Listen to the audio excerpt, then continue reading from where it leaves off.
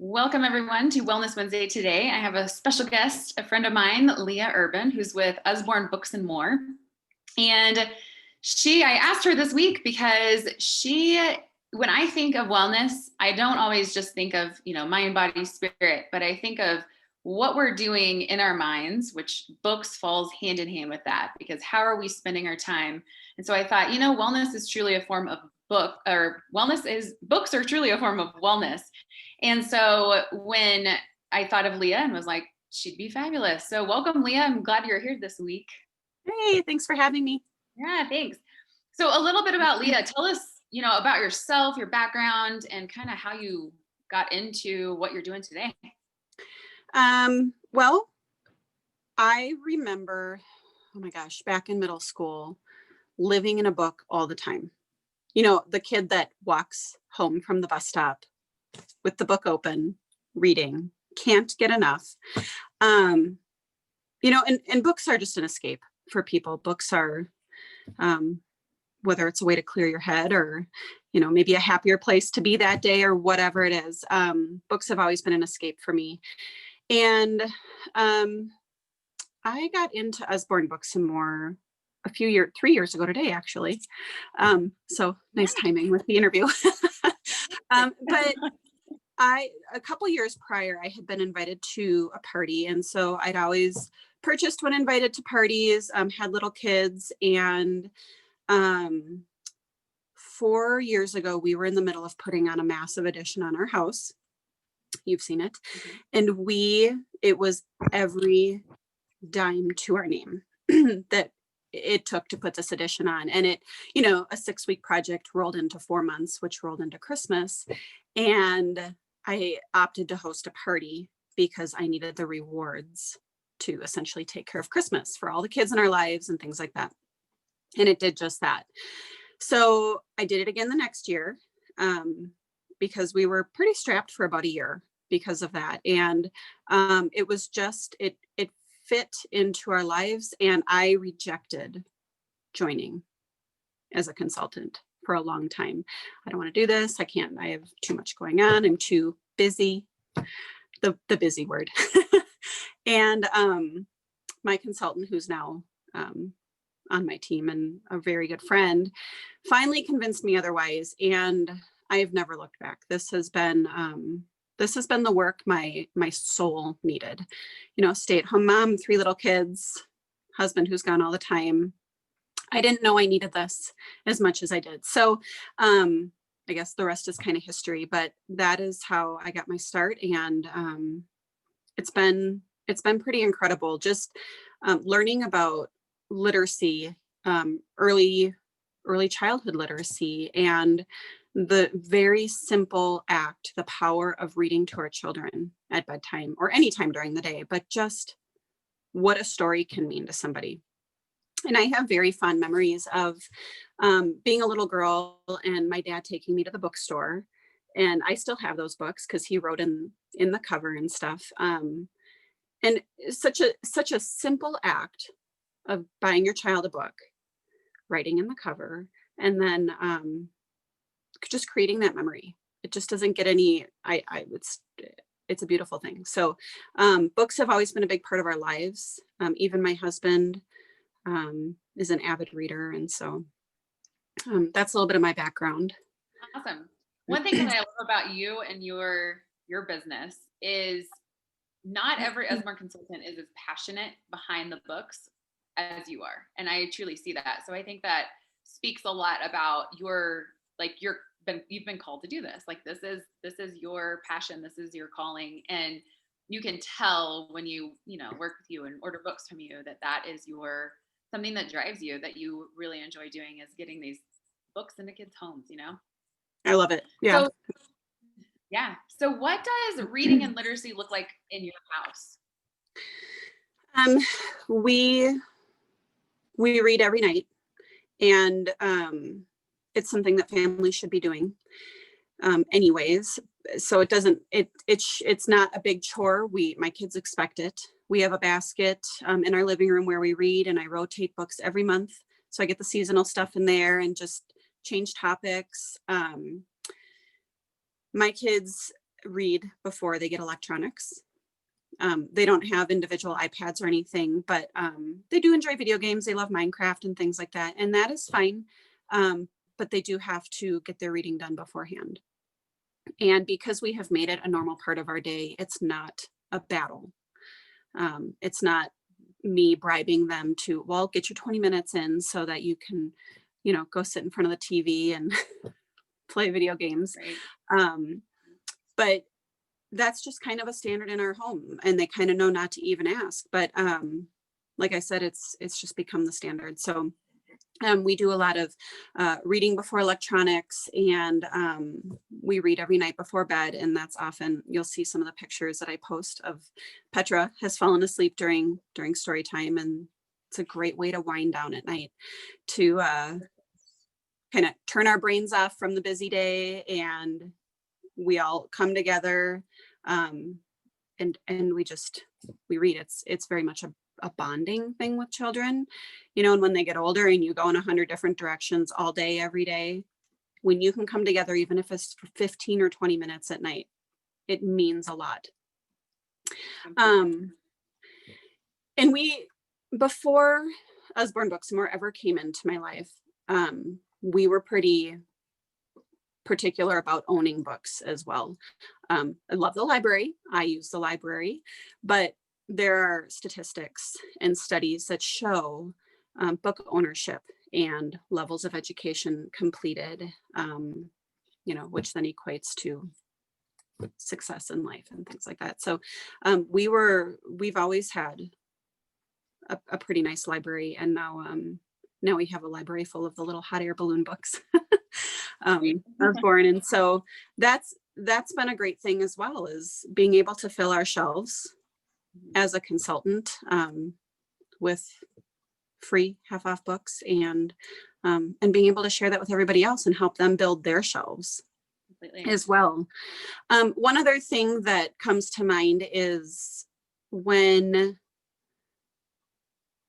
our kids, their interest peaks with something like space, the space shuttle launch that happened in, what month was that? July? A few months ago. During COVID, kind of during quarantine. And it was a big thing. We watched it on TV. My kids had never seen anything like that. And that is all they could talk about for the longest time, was space. Mm-hmm. And so we brought all of our space books up, and that's what we read for weeks, because this new and awesome thing happened, and they just wanted to know more. Look at all these amazing books that we have at our fingertips to continue. And I mean, even I learned. So completely. I love that you can take like current events happening in the world and extend that with a lot of Usborn books. And Usborn has a wide variety of like fiction to nonfiction, chapter books, all sorts of things that appeal to every single person, which is awesome. Because we did kind of something the same when COVID started, and we were like, okay, what is this virus? What is this? And one of the first things I did are like busted out some germ books, like what are germs? And Austin wanted to read that specific what are germs book for a really long time. And then we have some other ones, like they're not Usborn, but the case of the stripes, what is it called? Bad Case of Stripes. That one was one. And then there was another, trying to think of what they were. Anyways, several books that were on viruses or, kids getting sick, etc., so that they understood, okay, this is what we're living right now, So I like that extension. And putting it into a context for a child. Like, I mean, my kids are 4, 7, and 10, and I think I could probably talk to my 10-year-old about the impact that a pandemic has on the world. And but I also don't think that we need to fill their heads with worrisome information. Like, this is how many people have died. Right. That's a heavy thing. So if you can just, you have books and you have this information written for young minds, and it answers their questions satisfactorily, that, it alleviates a lot of anxiety for them. Completely. Because their world changed too. Our world certainly changed. But their little worlds changed. So So I have another question for you. Sure. during COVID, you're a busy mom, you're figuring out what's going on, school was at home, then summer happened, etc. And sometimes I think as moms, and there's lots of moms that watch these videos and lots of adults that watch these videos, we don't take that time for ourselves. And I feel like books and escaping through some type of book is a really nice way to have practice some self-care. Read something that's interesting to you to go in a different place. So kind of what does that look like for you? Do you have a favorite book or author that you prefer to read? And just as a book lover, how do you incorporate that into your busy life? Myself personally, I'm a big fan of Jodi Picoult, her books, My Sister's Keeper, Small Great Things, that author. And she writes on big topics, thought-provoking. She's like the queen of book club books. And I love, even when I need to escape reality, I still love reading her stuff. Just anything that's a page turner. Something maybe a little less realistic. I like psychological thrillers, mystery, with a good twist in there. Yeah. Sherry Lapina is good. And then John Grisham. I love cop shows, Law and Order type show. So John Grisham gets that piece of it done for me. His stuff is great. And aside from that, I'm often reading business development to address my weak spots in business, and personal development. Our family had a difficult year, so a lot of that. Brene Brown, I cannot get enough of Brene Brown. I think she's a very relevant author. She's a very important author. And so she has addressed just a lot of things that I think kind of help ground me. Yeah. So when do you read? When do you find time? When do I read? I have made it a point to call it a night a little, or even if it's 30 minutes early, make myself get out of my office. And I always have a physical book on my nightstand, a couple. Right now I'm reading American Dirt, and it's a pretty incredible book, kind of heavy. When I'm working in my office, if I'm doing housework or yard work or something, I will put on an audiobook. Nice. Because I'm usually up moving around and doing stuff. I'm not going to sit and watch a show on my iPad or something. So if I can put my phone in my pocket and listen to a book, then I also have a 4-year-old at home, and she's hearing words too, and doesn't feel like she needs to connect, with a TV. Like entertainment can come in other forms. So totally. And like audiobooks in the car, and I like to read first thing in the morning, kind of start my day. And so I always read something first thing in the morning. That's what my mom does. Yeah. It's not usually like a thriller or something like that. That's usually later in the day. But, and sometimes I'm even known during quiet time in the afternoon to either pull out my tablet or, pick up a book and read from there as well. So, yeah. It's kind of just being intentional. And I like doing it around the times that kids are watching, because they do what we do, right? And so if you have littles at home, or if you even have elementary or middle schoolers and they never see you read a book, it doesn't make them want to read. Why would they read? See you play. Exactly. If they always see you on TV or always see you playing video games, well, they're going to only want to watch TV and do video games. And so I think that's a great thing to think about as an example of, how are we showing them literacy and the importance of reading too.